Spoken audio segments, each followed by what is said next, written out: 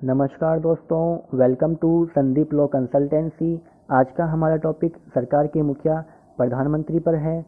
आज के इस ऑडियो सेगमेंट में मैं आपको बताऊंगा कि प्रधानमंत्री के अधिकार क्या होते हैं और साथ ही हम जानेंगे उनकी नियुक्ति और शक्तियों के बारे में। तो मेरी आपसे ये रिक्वेस्ट है कि आज का ये वीडियो लास्ट तक ज़रूर देखें, क्योंकि आज का ये टॉपिक बहुत ही इम्पोर्टेंट टॉपिक बनने वाला है। अब हम स्टार्ट करते हैं हमारा आज का ऑडियो सेगमेंट। संविधान के आर्टिकल 74 में यह प्रावधान किया गया है कि राष्ट्रपति की सहायता करने तथा उन्हें सलाह देने के लिए एक मंत्रिपरिषद होगा, जिनके प्रमुख प्रधानमंत्री होंगे। राष्ट्रपति इस मंत्रिपरिषद की सलाह के अनुसार अपने कार्यों का निष्पादन करेंगे।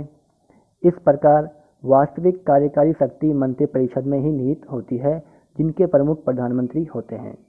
अब हम बात कर लेते हैं प्रधानमंत्री की नियुक्ति। संविधान में प्रधानमंत्री का कार्यकाल तय नहीं किया गया है। प्रधानमंत्री के संवैधानिक प्रावधानों के अनुसार केंद्र सरकार के पास एक मंत्रिपरिषद होगी, जिनके प्रमुख प्रधानमंत्री होंगे।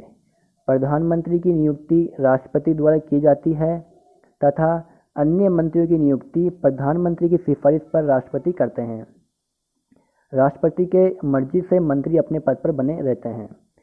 यदि कोई भी मंत्री 6 माह तक किसी भी संसद का सदस्य नहीं रहता है, तो वह मंत्री पद पर बने रहने के लिए अयोग्य घोषित कर दिया जाएगा और उसे अपने पद से इस्तीफा देना होगा। अब हम जान लेते हैं कि प्रधानमंत्री की क्या तो शक्तियाँ होती हैं और उनके क्या क्या कार्य होते हैं। भारतीय राजनीतिक व्यवस्था में प्रधानमंत्री के कई महत्वपूर्ण कार्य होते हैं और प्रधानमंत्री अपने लाभ के व्यापक शक्तियों का उपयोग करते हुए देश का कार्यभार संभालते हैं। वह देश का मुख्य कार्यकारी व सर्वसर्वा भी होते हैं और केंद्र सरकार के मुखिया के रूप में कार्य करते हैं। अब हम पॉइंट बाय पॉइंट समझ लेते हैं कि प्रधानमंत्री की क्या क्या शक्तियां होती हैं और क्या क्या उनके कार्य होते हैं। पहला पॉइंट है सरकार के मुखिया के रूप में।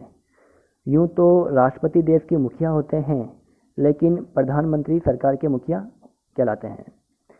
सभी निर्णय मंत्रिपरिषद और प्रधानमंत्री की सलाह व सहायता के बाद राष्ट्रपति के नाम पर लिए जाते हैं। यहाँ तक कि राष्ट्रपति प्रधानमंत्री की सिफारिश के अनुसार ही अन्य मंत्रियों की नियुक्ति करते हैं। सेकंड पॉइंट है कैबिनेट अथवा मंत्रिमंडल का नेता। अपनी नियुक्तियों के बारे में वहीं राष्ट्रपति को सिफारिश करता है कि कौन क्या है, वह मंत्रियों के बीच विभिन्न विभागों का आवंटन किस हिसाब से किया गया है। प्रधानमंत्री मंत्रिपरिषद की बैठक की अध्यक्षता करते हैं और उनके निर्णय को प्रभावित कर सकते हैं। प्रधानमंत्री मंत्रिमंडल के किसी भी सदस्य को इस्तीफा देने के लिए बाध्य कर सकते हैं और राष्ट्रपति को भी उस मंत्री को हटाने की सिफारिश कर सकते हैं। यदि प्रधानमंत्री की मृत्यु हो जाती है या फिर प्रधानमंत्री अपने पद से इस्तीफा दे देते हैं, तो इस कंडीशन में पूरा मंत्रिमंडल भंग हो जाता है। थर्ड पॉइंट है राष्ट्रपति और मंत्रिमंडल के बीच संबंध। संविधान के आर्टिकल 78 में प्रधानमंत्री के कर्तव्य निर्दिष्ट किए गए हैं और उनके निर्वहन के लिए वह राष्ट्रपति और कैबिनेट के बीच एक कड़ी के रूप में कार्य करते हैं, जिनमें केंद्रीय मामलों के प्रशासन और कानून के लिए प्रस्तावों से संबंधित मंत्रिपरिषद के निर्णय पर संवाद करने का अधिकार प्रधानमंत्री को होता है।